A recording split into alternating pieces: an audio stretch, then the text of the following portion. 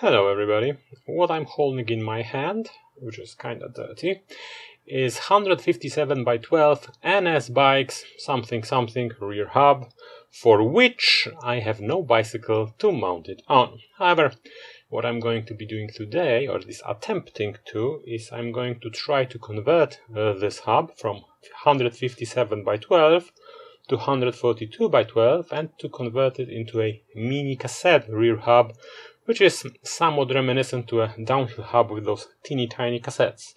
And the reason for that is that, no, I'm not going to be riding anything gravity oriented. That's because I always found them to be incredibly cool, and I have these 7 remaining cogs of the 12-speed ZTTO cassette, so I need to find some use for them. Anyway, my work, or my job for today, is kind of simple, because thankfully this hub has no rear threads on the axle. It's just held together with these end caps from here and here, so that's going to be quite simple.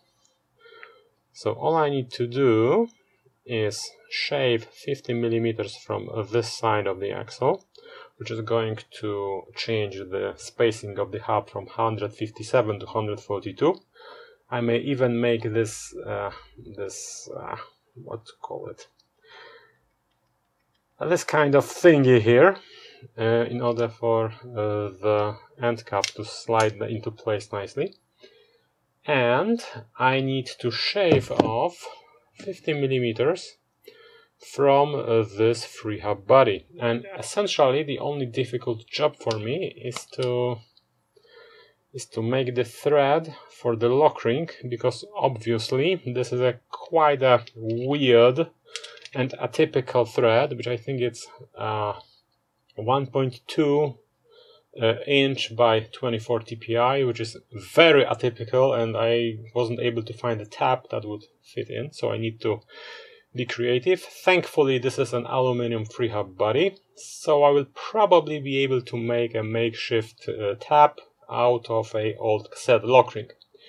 And of course I need to move the bearings closer together or something like that. Anyway, that was stupid.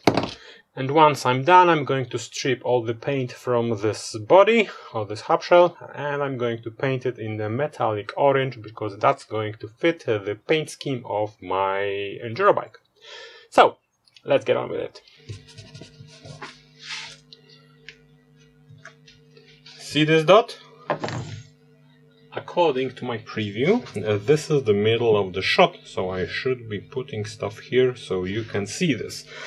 Because as you can imagine, I can imagine that a video in which you can't see the content isn't really worth watching.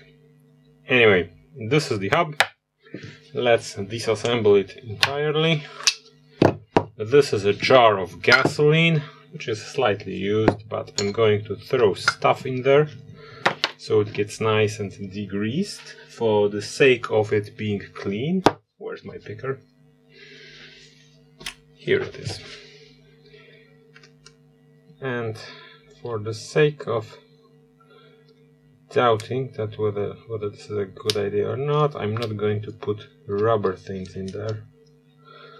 Something tells me that rubber doesn't like gasoline. Maybe before I start throwing stuff there, I almost swore. Before I get to put stuff there, I will probably close this, because fumes of gasoline are what they are: toxic. And toxic things, inhaling toxic things especially, is bad for your health. The more you know. I am aware. Unfortunately, gasoline is also the most effective solvent for just about any grease. So, if you want to have something really thoroughly done, you need to use the good stuff. Alright, now... no, this is also rubber. Now we need to disassemble the entire hub, which means we need to tap out the bearings. You can see the design of a typical mountain bike hub: shell, axle, and a free hub body. This goes here. There are usually poles, but they are now in gasoline, and this does the ticking sound. The more you know, part 2. Alright, now I need to get the bearings out, and those bearings honestly have seen better days. This, ladies and gentlemen, is a homegrown bearing puller. Pusher? Bearing something. Bearing press. Oh, that's not really descriptive, but general enough to convey the concept. Now we are going to just get the bearings out. First, I'm going to get the drive side bearing, or non-drive brake side bearing, which is pretty fair, to be honest. And then we're going to get the drive side bearing using the same method.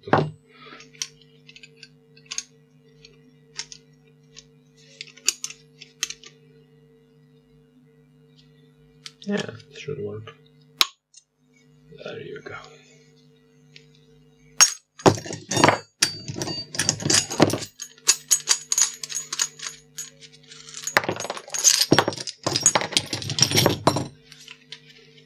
And this bearing is also in a surprisingly good condition. So we've got the shell freed, this is the axle, and now we have a more problematic thing to do, because there's a difficult access from this side to the entire thing. I'd need a long sleeve for this, which I probably don't have. And even if I do, in a form of a socket wrench, I probably won't be able to get this inside. Besides, there are two bearings here, so this is going to get doubly problematic, because I need to push both bearings out at the same time. They probably aren't going to survive this operation. Unfortunately, I will have to apologize because I didn't record when I was pulling the bearings out. They are also surprisingly in a pretty good condition. They are all rolling really well. Anyway, this is the free hub. This is the axle. So now what we need to do is chop 50 millimeters from here, 50 millimeters from here, and then cut the lock ring thread onto this, and we're done.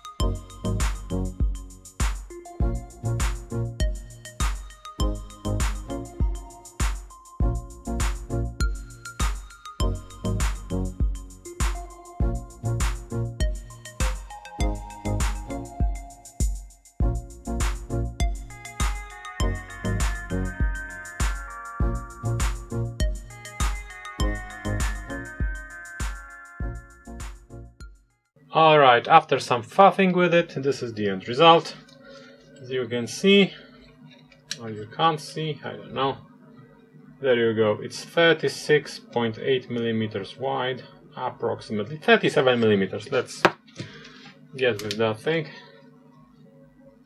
Yet a proper full free hub is 51 millimeters wide. So my job, so this thing is 40 millimeters narrower than this thing, And I already made a little modification because I have widened the usable width of the free hub by approximately millimeter, because that kind of width is going to allow me to use all 7 cogs from my ZTTO cassette. And just look how cool this is going to look once it's finished. Alright, but the truth is that the hardest part of this job is still before me, because I need to cut a lock ring thread in here, and I don't have a proper tool for doing something like that, because obviously I don't, it's not a common tool. So what I'm going to do is I'm going to use one of those Shimano lock rings.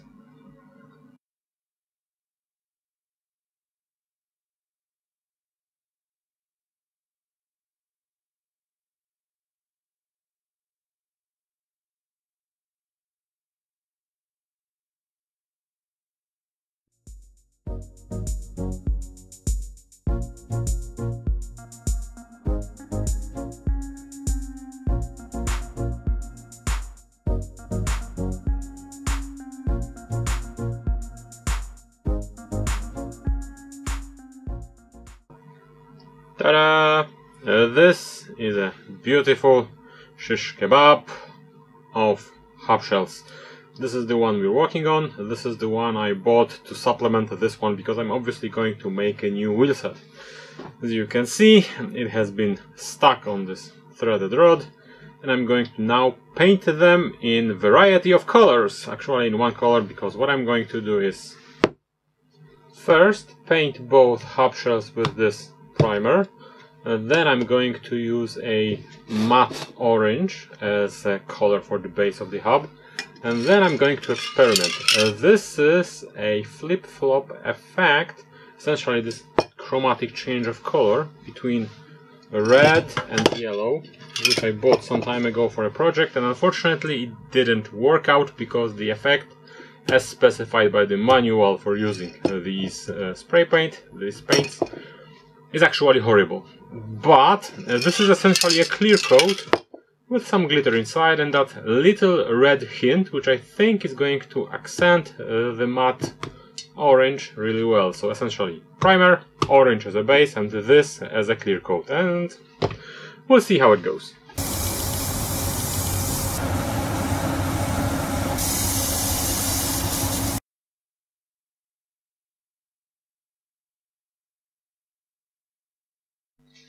And after all this deliberation, this is the end result. I hope you're satisfied.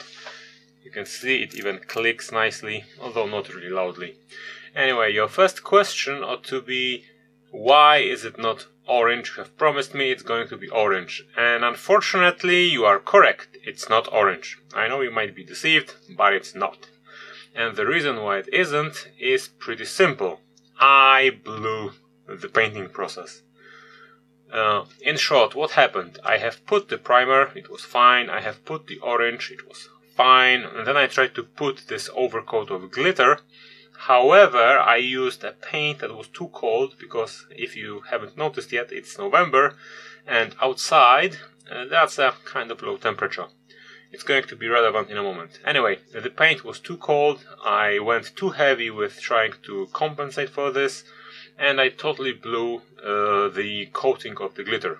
And in order to compensate, I tried to then smear it off, and I literally destroyed the entire paint job, the entire paint process.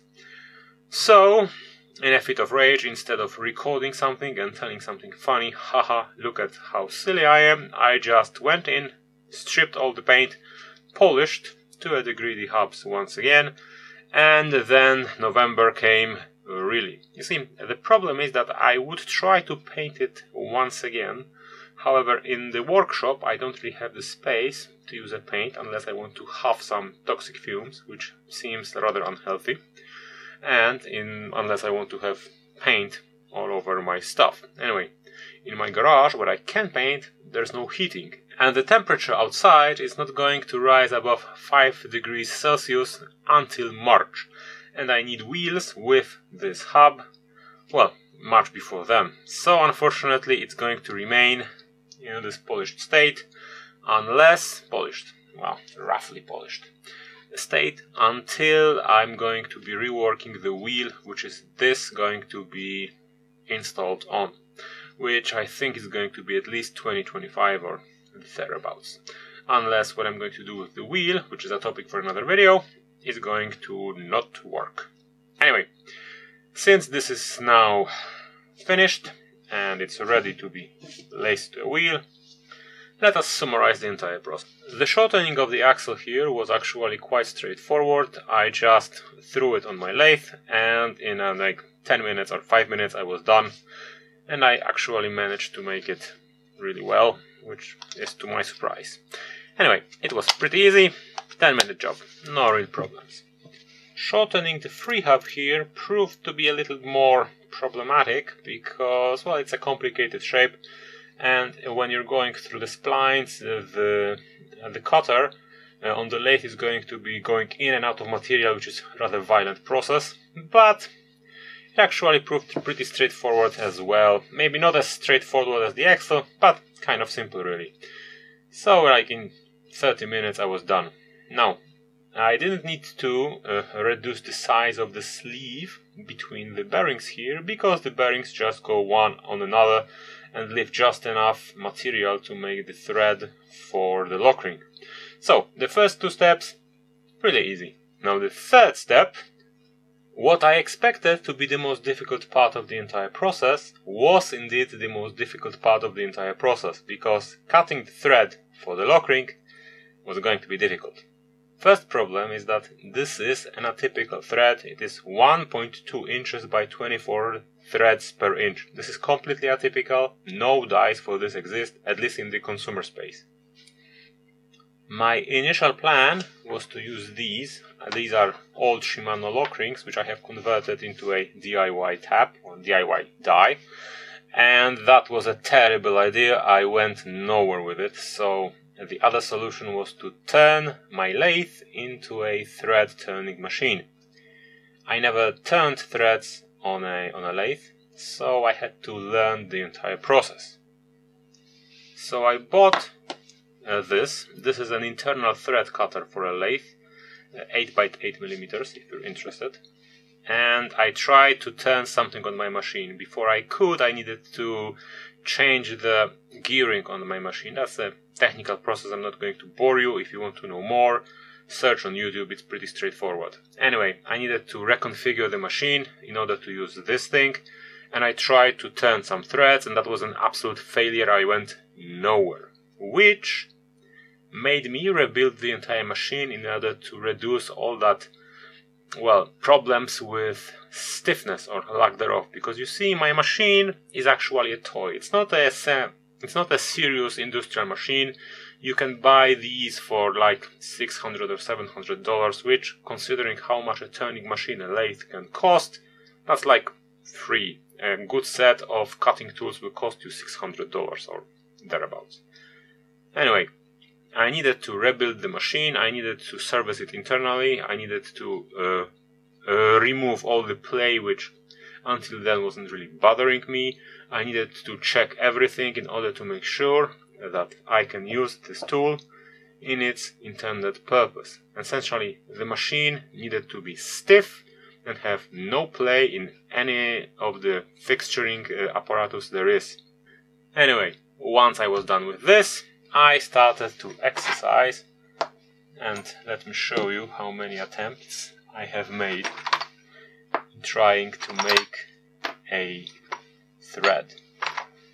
And I don't think all of these, is this? No, this isn't.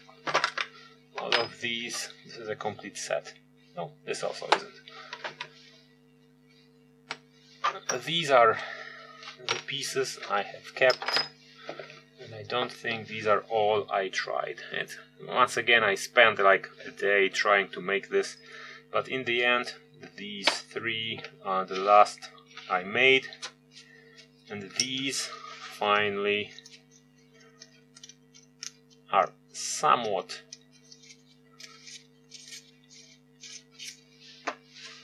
working. But because I live in a metric country and the thread is an inch thread, I needed to configure the machine in a way that I could make the thread. And in reality, what I've cut isn't actually 24 threads per inch, but 24.2 threads per inch. There is a little slight error in it, because being in a metric country, I've gotten a metric machine. As you saw from the clip I showed you in the video previously, like 10 minutes ago or thereabouts. I don't know how I'm going to edit this. Anyway, I should shut up and continue. I have cut the thread, and that was actually a little bit too tight, but then to the rescue came these. So I just used a lock ring tool and this giant sprocket as a, well, something to hold on to, and I've cleared the thread, and that finally made it work. And I'm actually kind of proud of myself, although I am a little, well, skittish that the thread here is going to fail once I torque it like 14 Nm, which is necessary to clamp on the cassette. But that took me over a week in order to complete, even though you saw it like 20 seconds of video or something like that. So as you can imagine, I am, well, I'm not going to cry that it's not orange, because I am kind of proud of myself. Alright, I should stop fawning over my awesomeness. This is the end product. The actual width of the hub is something I won't be able to show you, I think. No, I won't. In reality, this isn't 142 by 12, but 143.5 by 12. I theoretically could remove a little bit of material from the end caps in order to bring it into spec. However, I won't, because those 1.5 mm is going to make no problem whatsoever. The width of the free hub body, the usable width, is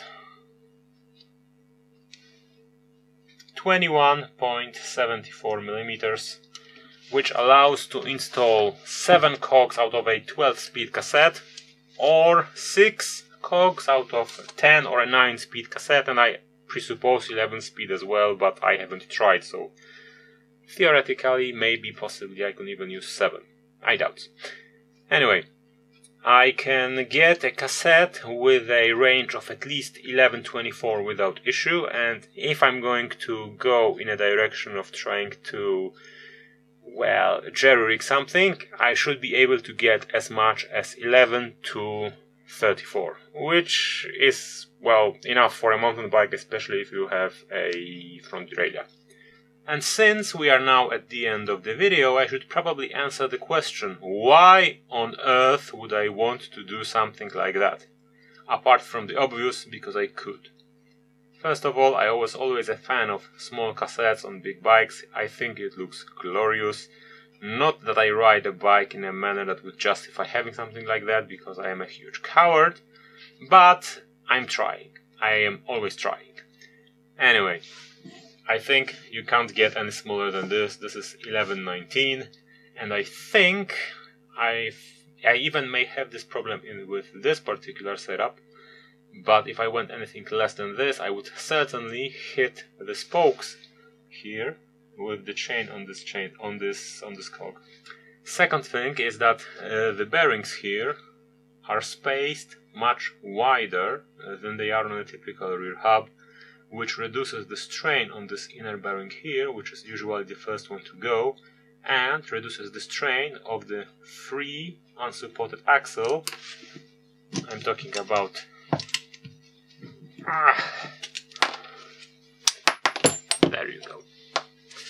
I'm talking about this stub of an axle, which is completely unsupported on just about every hub on the market, and usually breaks at the inner bearings. So the further it is, or the closer it is to the inner dropout, the more stable the hub actually is.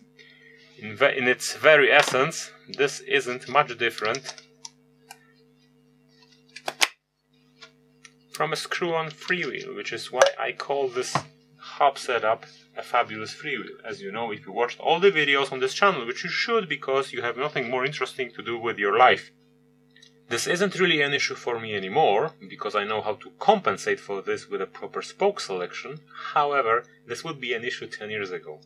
What I'm getting at is this hub is going to create a perfectly or almost perfectly dishless wheel, because the flanges here are equidistant from the center line of the hub. If you don't know, here's a quick rundown.